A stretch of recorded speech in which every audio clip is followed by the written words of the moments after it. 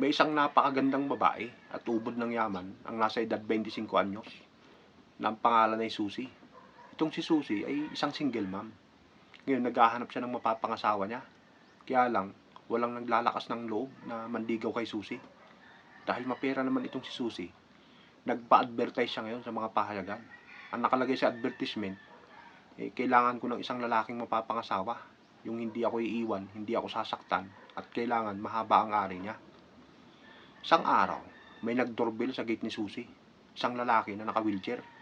Walang kamay, walang paa, na ang pangalan naman ay Kadyo. "Oh, anong atin?" sabi ni Susie. Nabasa ko kasi yung pahayagan.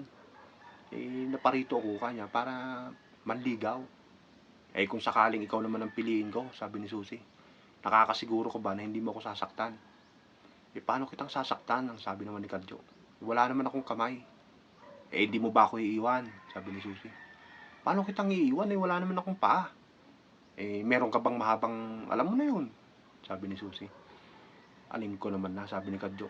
Sumagi ba sa isip mo na paano kung maabot yung doorbell?